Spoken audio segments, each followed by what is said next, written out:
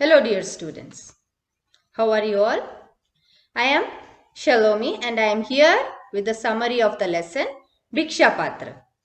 मैं आपकी हिंदी की पाठ 2 भिक्षा पात्र का सारांश लेकर आपके सामने आई हूं. इस कहानी में हमें मनुष्य के प्रति निस्वार्थ सेवा का महत्व सीखने को मिलता है. In this story, we learn the importance of unselfish service to all mankind. So let us see the mind map and then we'll go to the summary of the lesson. So dear students, भिक्षा पात्र रविंद्रनाथ ठाकुर जी ने लिखी है. Let us go to the mind map of the lesson. भिक्षा पात्र or the begging bowl. There was famine in the land. नगर में अकाल पड़ा था. गौतम बुद्ध ने लोगों की हाहाकार सुनकर अपने भक्तजनों को, डिवोटीज को बुला भेजा. He called his devotees to solve the problem and none of them wanted to help. कोई भी मदद नहीं करना चाहता था. वो एक एक बहाने बना रहे थे. They were making excuses. Only Supriya, she came out from the crowd to help the poor people. Let us go to the summary of the lesson. पिछले 2-3 वर्ष वर्षा ठीक तरह से नहीं हुई थी. जगह जगह दरारें पड़ गई थी. There was no rain for since last 2-3 years and there were cracks all around. There was famine in the city. नगर में अकाल पड़ा था और प्रजा हाहाकार कर उठी. The people started to crying for help. Gautam Buddha couldn't bear to see the pain of his people. He called the rich devotees and asked, "Who is ready to provide grain for the hungry people?"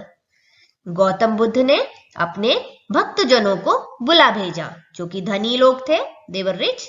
और उनसे पूछा, आप में से कौन लोग इन गरीब लोगों को अन्न, अनाज पहुंचाने का काम करेंगे? So, out of the people, the devotees, Ratnakar Seth said, "Lord, it's not in my control to provide grain to all the people of the land."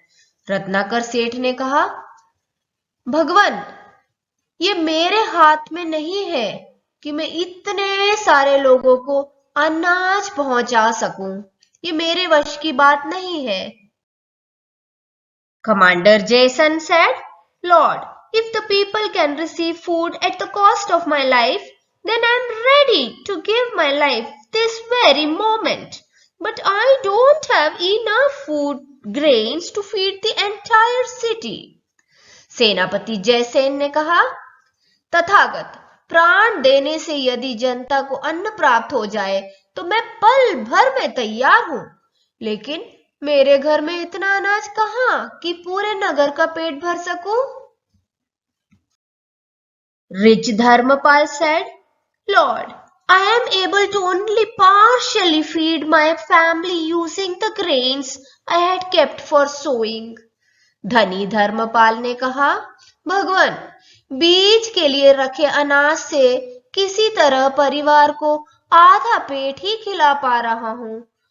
मैं कैसे ये पूरे नगर का भूख मिटा पाऊंगा? How will I feed the people of this city?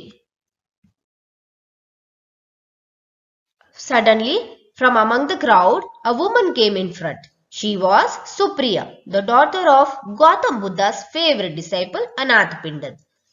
Buddha के प्रिय शिष्य अनाथ पिंडद की बेटी सुप्रिया, जो कि एक बहुत ही निर्धन औरत थी, वह सामने आई. She said with tears in her eyes, "Lord, I will do what you say. I will feed these people as they are like my children."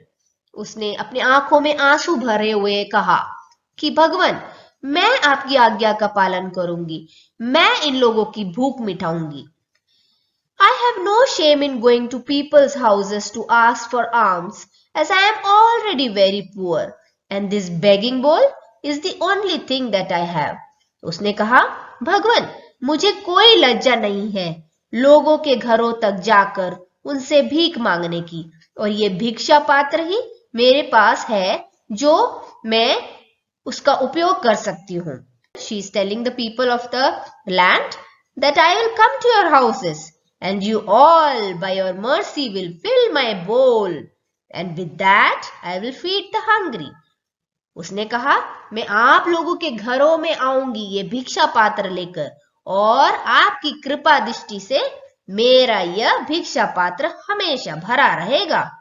Lord Buddha was pleased with her and blessed her by saying, let it happen as you have determined. भगवान बुद्धा बहुत खुश हुए और उन्होंने उसे अनुग्रह किया और कहा, तथास्तु, जैसा तुमने निश्चय किया है वैसा ही हो. So Supriya did exactly as she said, and the people kept filling her begging bowl when she came to their houses, and with that she kept feeding the hungry. तो सुप्रिया ने बिल्कुल वैसा ही किया जैसा उसने निश्चय किया था. वो अपने भिक्षा पात्र लेकर लोगों के घरों तक जाती और लोग उसे भर देते अनाज से, और उस अनाज को लेकर वो भूखों का पेट भरती. So my dear students, हमने क्या देखा? What did we see?